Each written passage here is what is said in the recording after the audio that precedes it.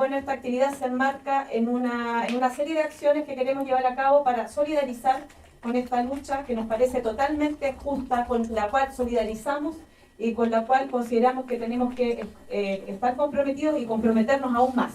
Le damos la palabra entonces ahora al abogado Gustavo Burgos. Él hará una contextualización jurídica en términos de lo que yo señalaba anteriormente, que es este tema de la persecución política, de esta contraofensiva que se ha dado sobre todo en este último periodo. Y bueno, él nos va a entregar mucho más detalles en términos del contexto judicial, legal, represivo. Adelante. Esto no es solamente una instancia de difusión de un problema político de primera magnitud, como es la situación del ataque que perpetra el Estado desde hace ya varios años en contra del pueblo mapuche, sino que además de ser un acto de difusión de ideas, es además un acto de combate y un acto de lucha del propio pueblo en relación con este movimiento que desde más de 20 años viene agitando en primera línea la lucha de clases en nuestro país. Por eso es que esto, por más que aparezcamos individualizados acá como profesionales, esperamos también la llegada del profesor Igor Gojkovic, nuestra participación acá no tiene que ver en modo alguno con una cuestión de tipo profesional, sino principalmente con una cuestión de posición política. Y creemos que en ese sentido es muy importante subrayar esta cuestión porque, al igual que los que están acá, muy probablemente los hechos en general que forman parte de este asunto explican la convocatoria, que además para el grupo de apoyo a los presos políticos de la CAM resulta, no sé si sorprendente, pero muy, muy estimulante la circunstancia de que ustedes estén acá en este minuto en circunstancias que en general las actividades de la CAM y de los presos políticos mapuche han resultado y resultan totalmente aisladas por los medios de comunicación del régimen. Esa es la primera idea que quiero asentar y que tiene que ver con el carácter de esta actividad. En segundo lugar, hablar de la dimensión jurídica del ataque que perpetra el Estado en contra del pueblo mapuche es un poco mezquino. Porque en realidad todo hecho político, todo hecho de la lucha de clases puede ser observado desde el punto de vista jurídico. Y cuando decimos desde el punto de vista jurídico, estamos diciendo desde un punto de vista normativo. Y un poco pequeño observar un hecho de tal magnitud como es la lucha de liberación nacional del pueblo mapuche desde el punto de vista de las normas. Indudablemente esto tiene una dimensión normativa. Y lo que voy a tratar de hacer brevemente dentro del espacio de tiempo del que dispongo es de indicar al menos 2 o 3 ideas centrales que tienen que ver con la dimensión que en este momento el movimiento mapuche ha adquirido en su relación con el régimen. Como primera idea, y que es la fundamental, es que consideramos que la movilización del pueblo mapuche es una expresión de liberación nacional. En consecuencia, toda la perorata del régimen, la perorata del posmodernismo, la perorata gubernamental y de la derecha, en orden a que estaríamos en presencia de un movimiento que tiene características terroristas, es absurdo del momento que estamos hablando de la liberación de un pueblo que no se reconoce como parte integrante del pueblo chileno. Y en consecuencia, lo único que hace es ejercer su derecho a alzarse en armas en contra del régimen. Esto es una cuestión que puede o sirve para caracterizar todas y cada una de las acciones de masas. Sin embargo, estas en particular tienen un elemento especial, y es el hecho de que tienen lugar en un momento capital dentro del proceso de descomposición del régimen capitalista en Chile. ¿A qué me refiero con esta cuestión? A una cosa que es sumamente importante.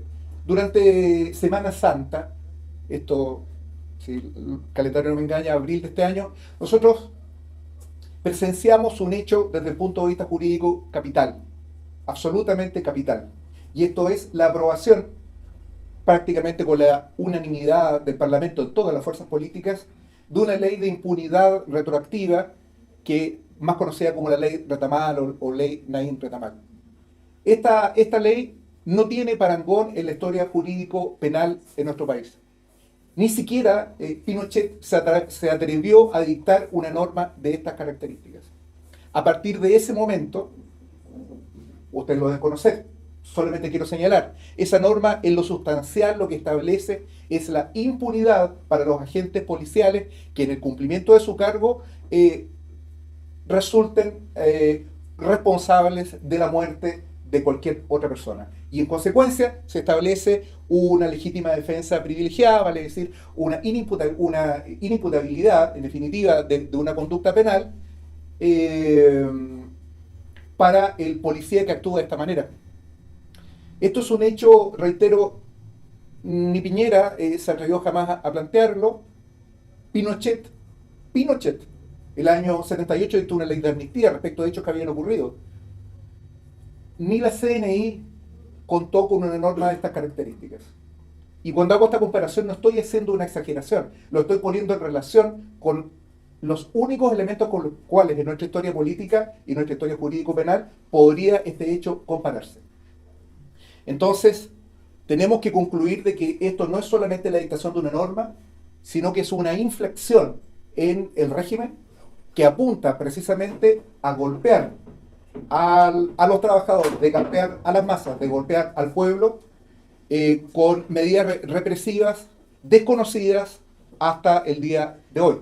No estoy diciendo de que la policía ahora pueda matar y antes no. Estoy diciendo que ahora la policía puede matar y eso cuenta con el respaldo jurídico de toda la institucionalidad. Eso no había ocurrido nunca. Nunca en nuestro país había ocurrido una cosa de esta naturaleza. Como tampoco había ocurrido, que es la segunda idea que quiero plantear, de que un dirigente como Héctor Yaitul, vocero y uno de los máximos referentes del Movimiento de Liberación Mapuche y dirigente de la CAM, haya sido encarcelado, como está hace casi un año, ya en agosto del año pasado fue encarcelado, y ha sido puesto tras las rejas formalmente. Esto no es una interpretación, formalmente, por haber desconocido la institucionalidad del régimen. Esto no es una interpretación mañosa mía. Esto lo dijo el Ministerio Público, lo dijo el fiscal en la audiencia de formalización, y lo dijo igualmente el abogado del Ministerio del Interior. Señalaron dentro de los elementos que permitían establecer la peligrosidad de Héctor Yaitul, la circunstancia que él había prestado declaración a la salida del tribunal, desconociendo la institucionalidad del Estado. Y esto, de hecho, es punible por una ley del año 58, que remite a toda la tradición de legislación fascista a todo el mundo, que es la Ley de Seguridad Interior del Estado, que precisamente sanciona delitos de opinión. Esto, de nuevo, no es susceptible de interpretación. Si un gobernista quiere impugnar esto, va a tener que pasar por encima de este hecho. Alguien que quiera defender esa medida va a tener que pasar por encima de este hecho de que a Héctor Yaitul, la razón por la que en este momento está encarcelado, es por las ideas que ha promovido. Y esto es un hecho que no solamente habla de la situación de Yaitul, sino que habla especialmente de las características dictatoriales que comienza a asumir el régimen. La circunstancia de que nosotros estemos acá, pequeño paréntesis, en estas condiciones, en que hemos sido acogidos generosamente por la Casa de la Memoria de Valparaíso, no puede soslayar la circunstancia que esta misma actividad se ha intentado realizar en múltiples lugares en el país, en Concepción, y en todos estos lugares esto ha sido impedido. Esto no es un capricho, en consecuencia, simplemente de las autoridades. Es una decisión criminal, una decisión de lesa humanidad que proviene desde las más altas esferas del Estado, que proviene desde la moneda y que proviene del presidente de la República. Esto tampoco puede ser impugnado ni puesto de alguna manera en entredicho. Lo que hizo el gobierno al encarcelar a Héctor Yaitul, porque es el gobierno responsable, es el gobierno el que tiene la titularidad de esta acción, que es la Ley de Seguridad Interior del Estado, tuvo esto como efecto dominante, como efecto determinante.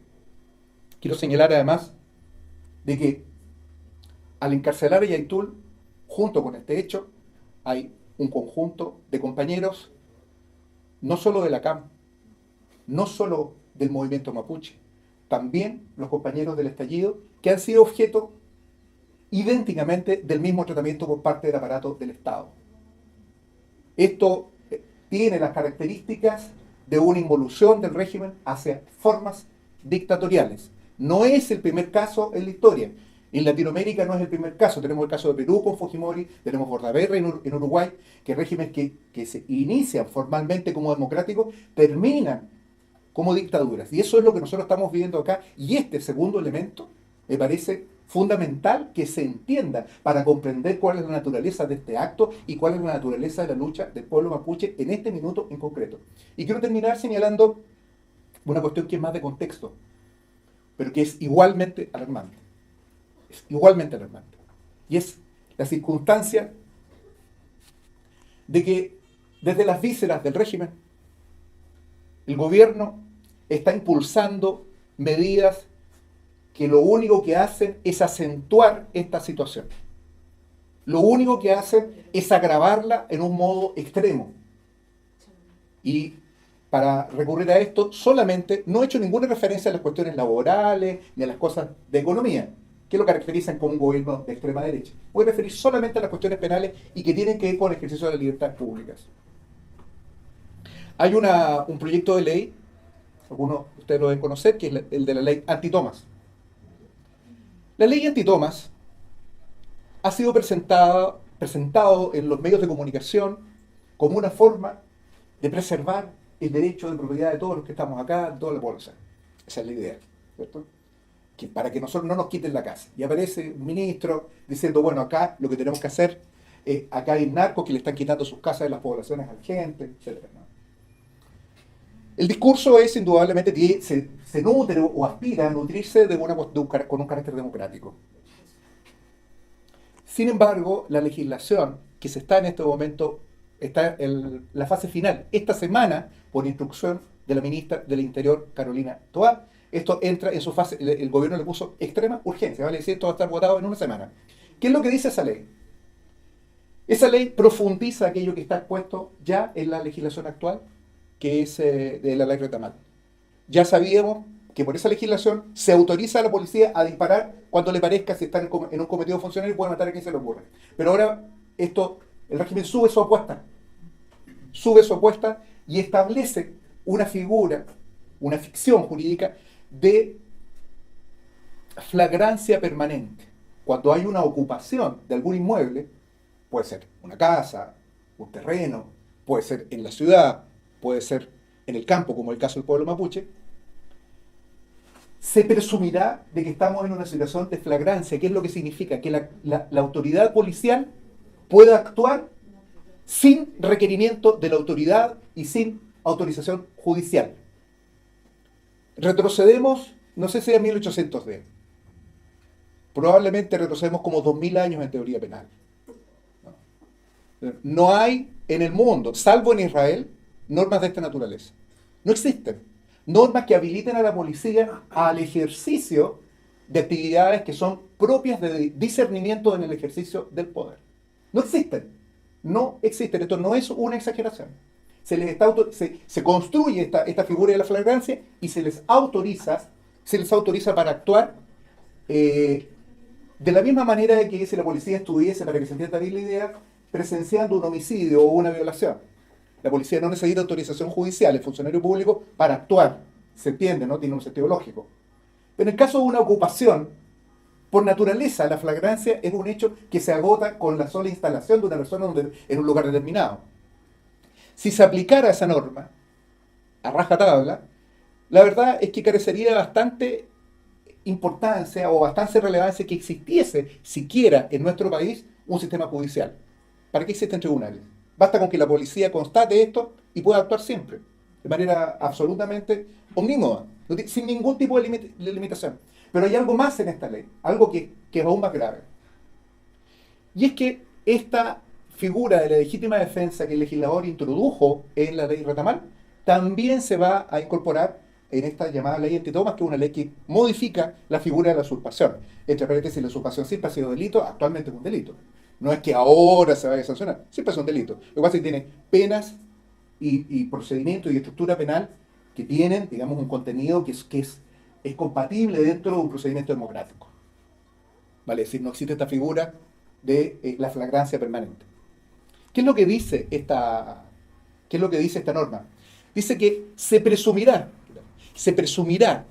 que existe legítima defensa, se presumirá que existe legítima defensa frente a cualquier acción que despliegue el propietario para recuperar un inmueble. ¿Qué es esto en la práctica?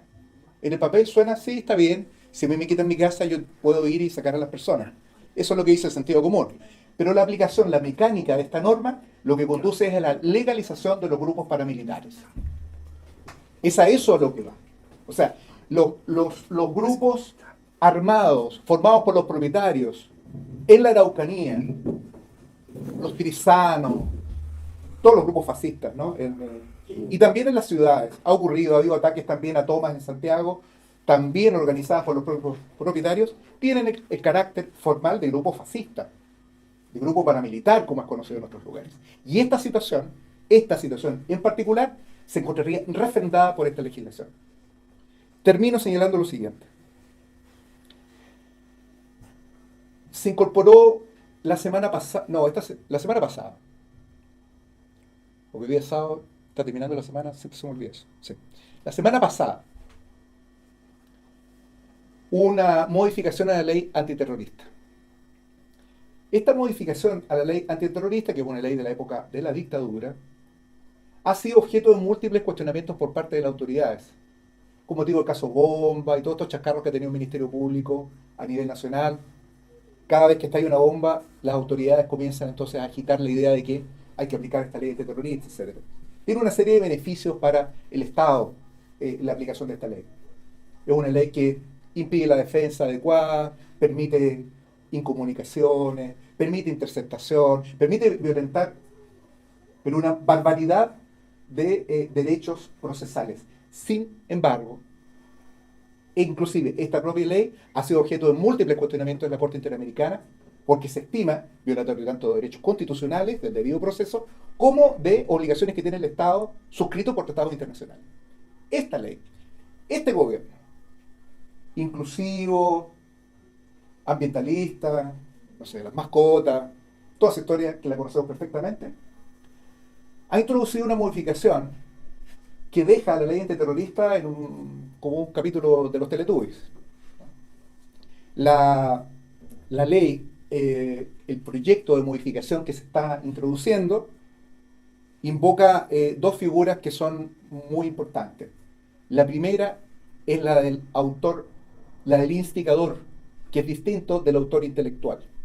¿Y qué es el instigador? Aquel que sostiene la legitimidad del acto delictivo, del acto terrorista. Eso es lo primero. Y lo segundo, ya no va a ser necesario que se pruebe que se ocasione terror en la población. Porque se dieron cuenta, estos infelices, de que eso es muy difícil de probar, la voluntad. Entonces, se van a limitar a modificar el tipo penal, estableciendo que se trate de actos que socaven la institucionalidad. Si se aplica esta ley en armónica comprensión con la ley antitoma, con la ley retamal, con las leyes que ya existen, la ley de seguridad interior del Estado y la ley antiterrorista, no es tampoco un decir, en este país no existe democracia en ningún sentido. Ya no solo desde el punto de vista de la criminalización de toda forma de protesta social, se acaba absolutamente cualquier tipo o forma de libertad de expresión. Esto que acabo de decir, de acuerdo a esa ley que se puede votar en un mes más, es un delito y me hace a mí pasivo de ingresar a la cárcel, porque indudablemente este discurso socava la institucionalidad. Y esto, compañeros, con esto termino, es el contexto en el que se ha dado la lucha del pueblo mapuche. Este contexto, y esto es algo que quiero dejar, pero tremendamente subrayado, esto es algo que explica especialmente la situación de Yaitul, que él, yo diría, lo comentamos con unos compañeros hace poco, seguramente es él, Assange y algunos 10 más a nivel mundial que están en esta situación. Pero eso por sus ideas. Las otras imputaciones penales que pesan sobre él son realmente bagatelas, son multas. La razón por la que se encuentra un año encarcelado es por haber proclamado la liberación del pueblo mapuche. Eso, compañeros. Gracias.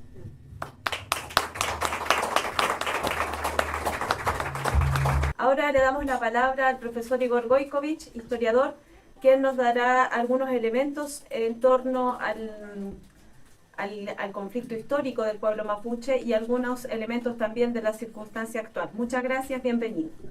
Bueno, respecto del contexto de más largo aliento, de larga duración, hay múltiples aspectos que se podrían enfatizar o señalar.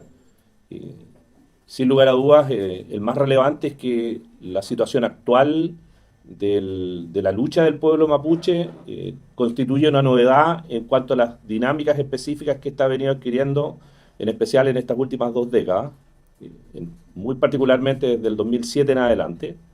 Pero no obstante ello, también muchos de los elementos que explican esas luchas del Movimiento de Liberación Nacional Mapuche tienen que ver, en definitiva, con los conflictos que se comenzaron a gestar, en especial hacia la década de 1860 con el Estado-Nación chileno.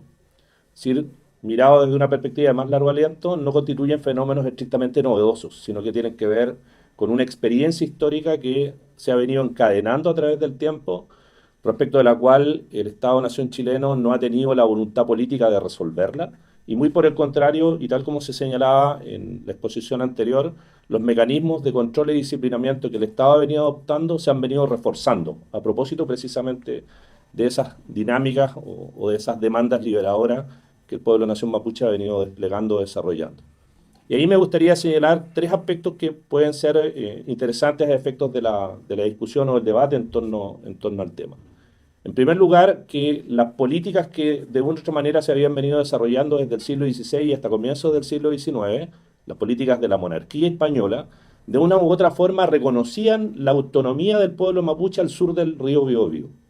Y eso es un elemento relevante porque de una u otra forma, la jurisprudencia, podríamos señalarlo de esa manera, asumía que al sur del río Biobío había un pueblo, no solo con una entidad desde el punto de vista social y cultural diferente, sino que con formas de representación social y política que eran distintas y por lo tanto con las cuales no solo se combatía, no solamente había guerra, sino que también habían negociaciones y habían parlamentos. Y sobre la base de esa relación, en este caso en particular, la corona española reconoce precisamente la autonomía de la población al sur de los territorios del río Biobío. El Estado-Nación chileno, cuando se constituye a comienzos del siglo XIX, asume esa jurisprudencia, la asume de mala gana, habría que decirlo de manera mucho más clara, en cuanto a que la noción de que todos quienes habitan el territorio de Chile somos chilenos, de una u otra manera anulaba esa condición de independencia, de autonomía que la población mapuche tenía en esos territorios del Gualmapu. Por lo tanto, hay un primer elemento que es importante de tener presente. El Estado-Nación chileno, al momento en que se constituye, asume esa realidad de hecho o de facto que se había venido gestando desde el siglo XVI hasta comienzos del siglo XIX y la mantiene de manera relativa, a lo menos hasta la década de 1850. Pero esto cambia a partir de la década de 1860. Las transformaciones económicas que viene experimentando Chile en el marco del desarrollo del capitalismo, particularmente el desarrollo de las actividades agropecuarias, que experimentan un importante grado de modernización, precisamente a partir de esta época, inducen, por una parte, al desarrollo de las explotaciones económicas, no solamente en el Valle Central, sino que también al sur, en este caso al sur del río Biobío, y por lo tanto generan en relación con ese espacio en particular una demanda de tierras que en este caso en particular pretende satisfacer los intereses de los colonos que en este momento se están instalando y se están desplegando en esos territorios. Es una colonización que está dada básicamente, por una parte, por colonos de origen extranjero, alemanes, suizos, franceses, italianos, pero también por colonos chilenos, que en el marco de las políticas del Estado que estimulan o auspician precisamente el desarrollo de esas políticas de colonización, conceden tierras al sur del río Biobío, evidentemente sin tomar en consideración ni el parecer, ni evidentemente la disposición de ocupación que en este caso el pueblo nación mapuche venía ejerciendo, desplegando en esos territorios. Ahí hay un primer momento en términos de punto de inflexión a propósito de lo que había sido la relación que en este caso el pueblo mapuche tenía con la corona española y que se modifica desde la década de 1860 respecto del Estado-Nación chileno. Eso explica en buena medida el arribo, la instalación y los procesos de explotación de la tierra que en este caso en particular los colonos comienzan a desplegar en esa zona con el auspicio, con el aval del Estado. Evidentemente que una situación de esta naturaleza marca lo que podríamos denominar históricamente como el inicio del despojo, y eso inaugura el segundo momento, que es el que quiero enfatizar. que es el de la resistencia mapuche frente a ese proceso que el Estado junto con los colonos habían venido desplegando.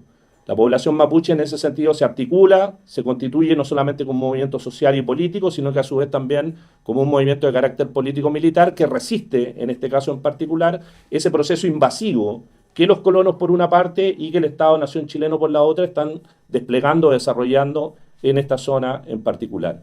Esto adquiere su punto más álgido en la década de 1870, cuando las políticas del Estado enfatizan la necesidad de despejar esos territorios y a ese efecto se llevan a cabo una serie de acciones represivas marcadas fundamentalmente por la estrategia de aniquilamiento, que en este caso el Ejército Nacional chileno comienza a desplegar en ese territorio en particular respecto a aquellas comunidades que han encabezado, liderado la lucha de resistencia respecto a lo que estaba sucediendo.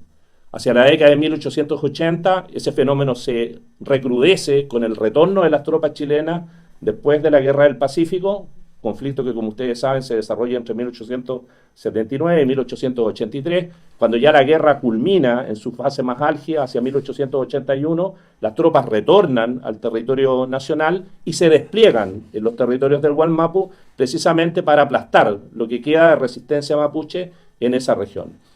Las políticas que en ese sentido se llevan a cabo van a ser particularmente violentas, particularmente radicales, usando toda la tecnología que en ese momento reportaba el desarrollo del capitalismo.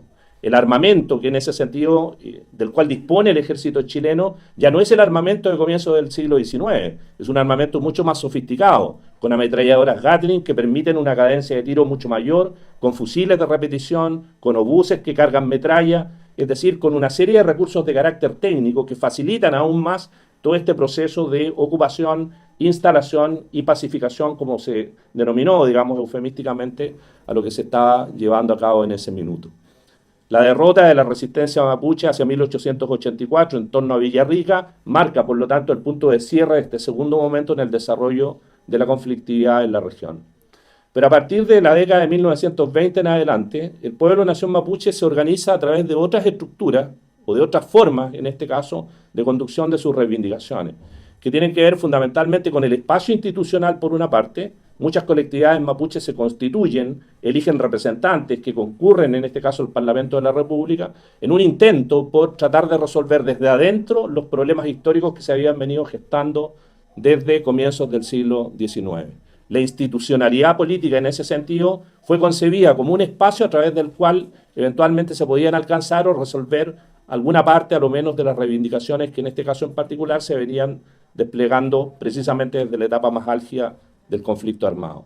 Y de la misma manera, los partidos políticos, y no solo los de izquierda en este caso en particular, el Partido Comunista, el Partido Socialista, abrieron sus puertas a las comunidades mapuches a efectos de que utilizaran los espacios de los partidos políticos para acceder a la representación parlamentaria, sino que también otro tipo de referentes que hoy día nos podrían llamar la atención, como el Partido Demócrata Cristiano o el Partido Liberal, es decir, partidos de centro y partidos de derecha que en este caso asumían que efectivamente existía un conflicto histórico, que ese conflicto histórico tenía que tener voces de la comunidad mapuche para ser expresado o representado ante el Parlamento y buscar por esa vía instancias de solución. Hay que señalarlo también con bastante claridad. Esas instancias no dieron respuesta, no dieron solución. Ese camino que transitaron las comunidades mapuche a través de la institucionalidad política entre 1920 y 1973 no fue próspero desde el punto de vista de las reivindicaciones o de las demandas. Si bien es cierto, durante el periodo de la Unidad Popular hay un reconocimiento explícito de las comunidades mapuche y desde esa perspectiva hay una atención mayor a los problemas, en este caso del pueblo nación mapuche, la demanda histórica de reconocimiento de la autonomía, de la independencia y por lo tanto el derecho a ejercer esa soberanía y esa independencia en un territorio específico no ha sido asumida y por lo tanto no ha sido resuelta adecuadamente por la sociedad chilena. Hoy día, evidentemente, transcurrido más de 200 años prácticamente de este conflicto con estas características en particular, el requerimiento que se plantea es eminentemente político. Tiene que ver con hacernos cargo como sociedad, ya no solo como Estado, sino que como sociedad, de que tenemos una deuda pendiente, que esa deuda pendiente necesariamente pasa por hacer o contribuir con todos aquellos elementos que estén a nuestro alcance para los efectos de acompañar y de solidarizarnos con las luchas del pueblo mapuche, pero asumir a su vez también que los desafíos que en este caso en particular tiene el Movimiento de Liberación Nacional Mapuche son también los desafíos que tiene en este caso el Movimiento Popular Chileno. no se puede transitar en ese sentido por vías paralelas, pretendiendo en este caso en particular que los problemas del movimiento popular chileno son ajenos a los problemas de las comunidades mapuches, o pretendiendo que los problemas de las comunidades mapuches son los únicos problemas que enfrenta hoy día la sociedad chilena. Hoy día es necesario hacernos cargo de que todos aquellos requerimientos que tienen que ver con la lucha contra el capitalismo por una parte, que tienen que ver con las nuevas dinámicas que está asumiendo el régimen policial y autoritario que tenemos en Chile al día de hoy y de la cual es expresión de continuidad a la actual administración, tienen que ser enfrentados colectivamente tanto por el Estado como por los pueblos originarios que en este momento levantan banderas específicas respecto a las cuales nosotros tenemos que tener también respuesta. Gracias.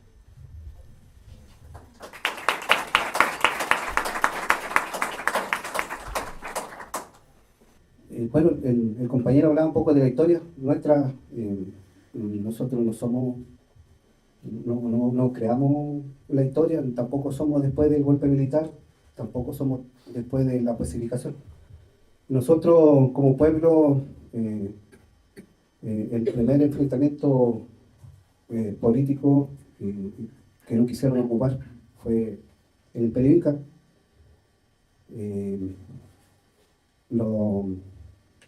Lo derrotamos, luego el Imperio Español, bueno, ahí todos sabemos también, lo derrotamos. Y ahora tenemos este conflicto con el Estado y la República Chilena. Hubo, después del año 1881, cuando ya Chile ocupa definitivamente militarmente nuestro territorio, hubo un retroceso muy gigantesco en nuestra forma de vida mapuche y se acabó con toda la resistencia que hubo en ese tiempo. Aproximadamente 100 años nos costó como pueblo volver a levantarnos y a levantarnos en la lucha revolucionaria con esos nuevos términos. En los años 90, después que ya el Estado de Chile pasa el proceso de cambio de gobierno, no sé si la estructura cambió. Para nosotros, como lo vimos de allá, es lo mismo. No sé cómo lo verán ustedes, pero de una dictadura militar pasa a ser otra dictadura en más buena onda, pero sigue siendo dictadura. En los años 90 nuestros viejos, mi papá, que eran también jóvenes, comienzan a organizarse, ¿no?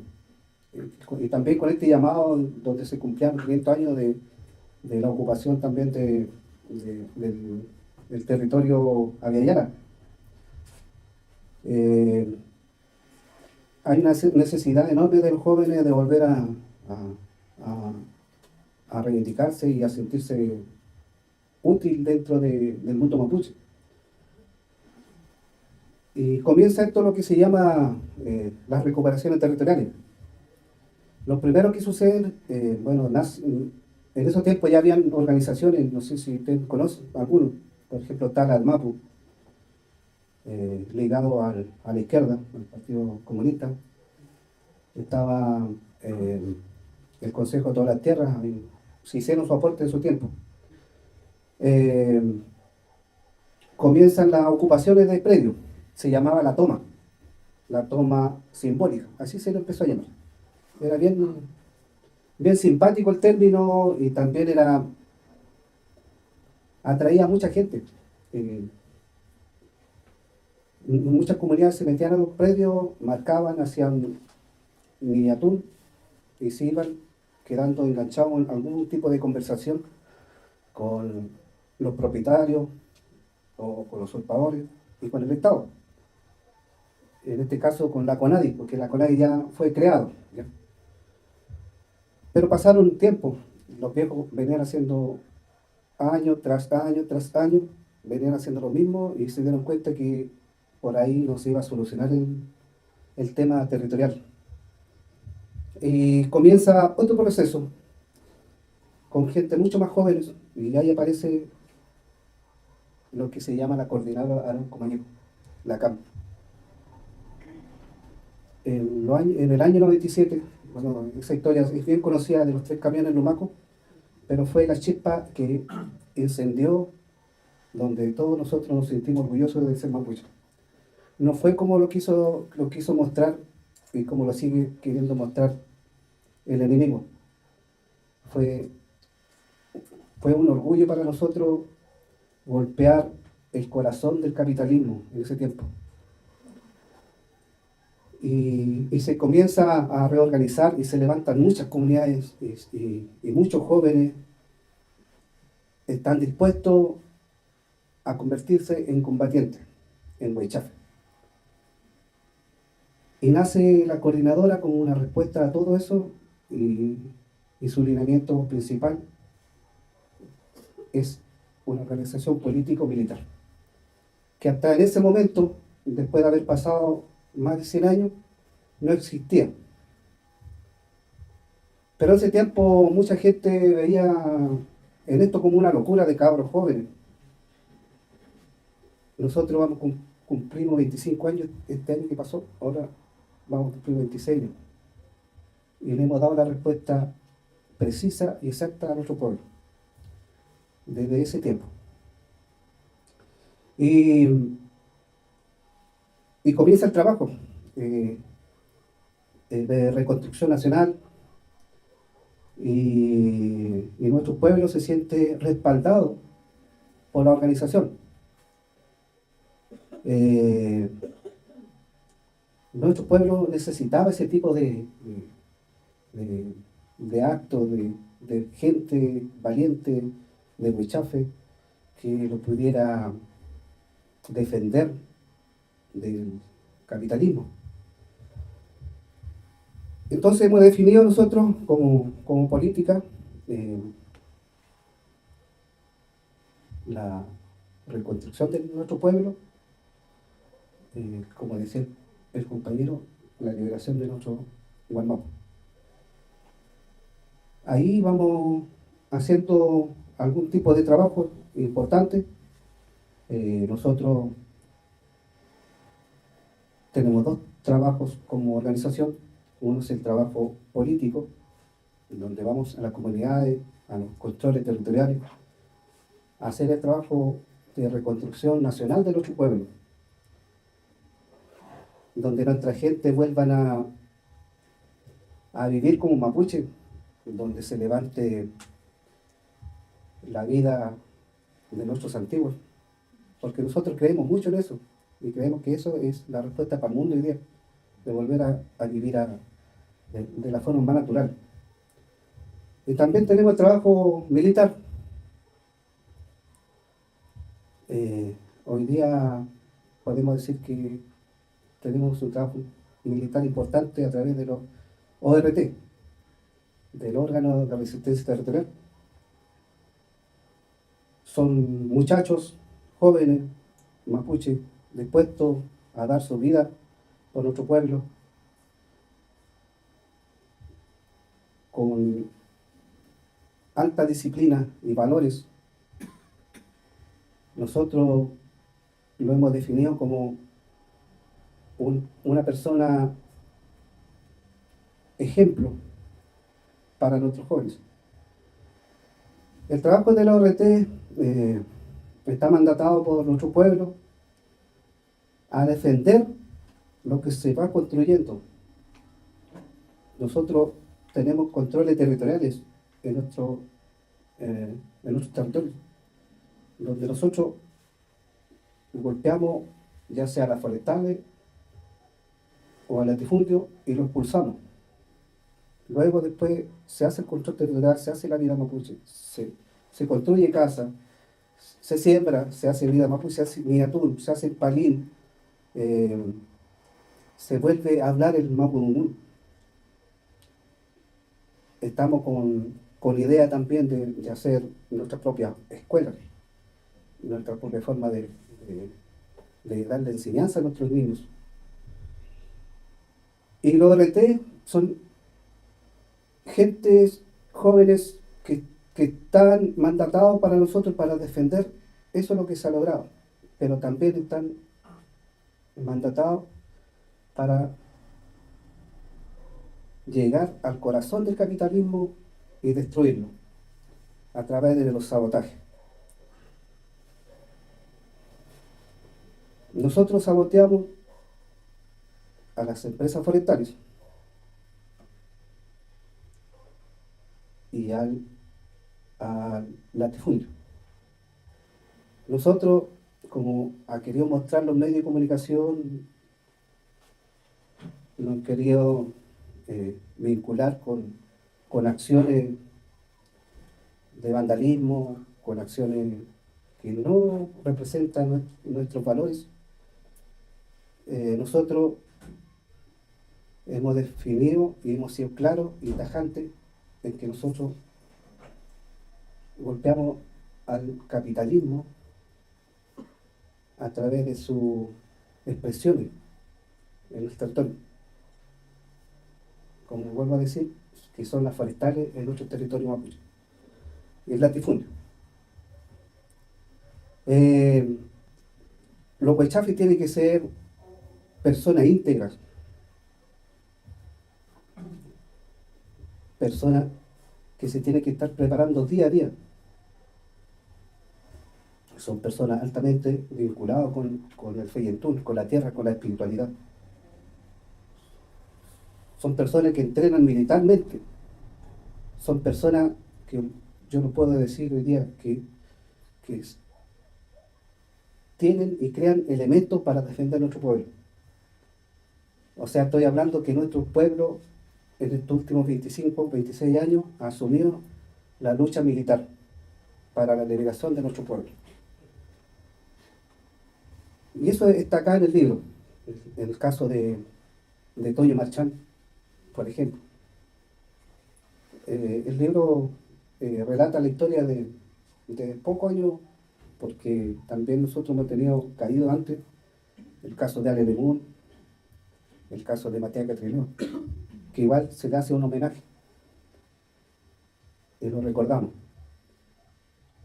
Pero en el caso del Toyo es muy importante porque es un joven de la ciudad que vuelve a las comunidades y se forma como persona para ingresar a una ORT.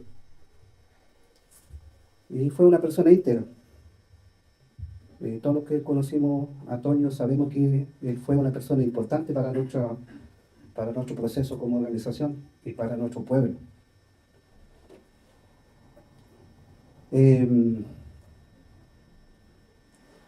Nosotros, nuestra línea política es la liberación de Gualmapu, la liberación nacional, mapuche. Lo vamos realizando a través de pequeños pasos. Lo primero que se hace es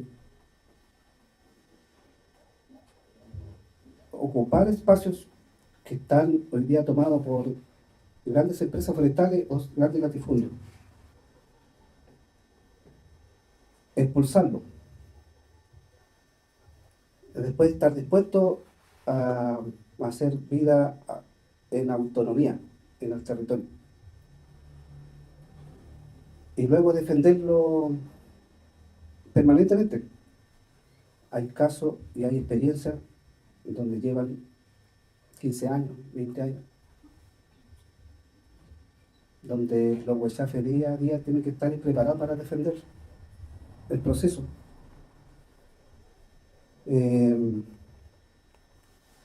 Ya la CAM ya está enraizada dentro del mundo mapuche.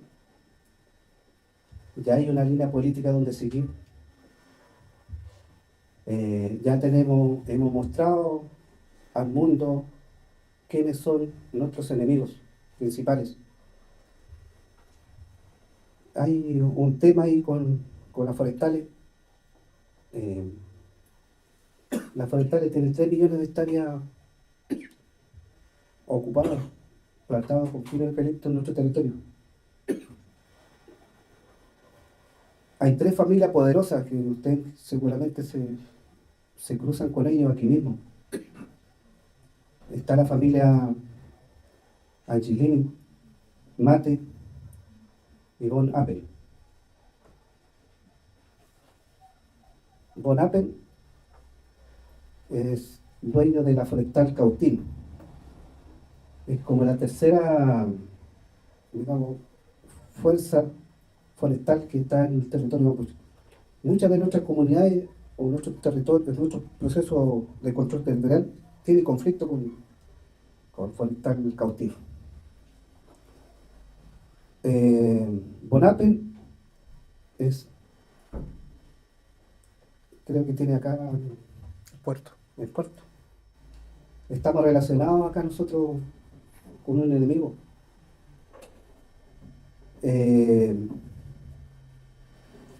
La importancia de que nosotros podamos conversar, de que podamos trabajar, llegar a un acuerdo como pueblo de cómo golpear el mismo enemigo.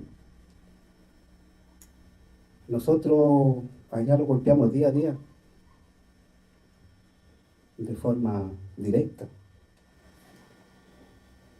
Saboteamos sus maquinarias, destruimos sus instalaciones forestales. Eso lo hacen los huachafes, que justamente están también relatados en la historia en el libro. No sé qué podemos hacer acá.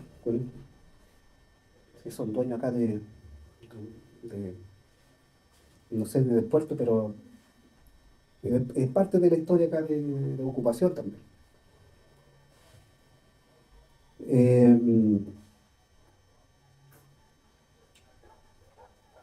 Nosotros como pueblo mapuche, como pueblo en camino a la liberación,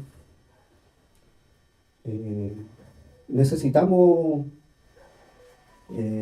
la solidaridad de ustedes, de todos los pueblos que están en lucha, el pueblo chileno en este caso, que tiene también una necesidad de liberación. Nosotros estamos dispuestos a caminar juntos, entendiendo y respetando nuestras diferencias, y agradecido porque veo a harta gente que le interesó venir a comprar el libro, me imagino, y poder escucharnos también nosotros de primera fuente el trabajo que está llevando la coordinadora Arauco Mayeco dentro del territorio Gualmapu. Felipe Pupey también, que es Chalibulca, que es Marichihueu. ¡Marichihueu!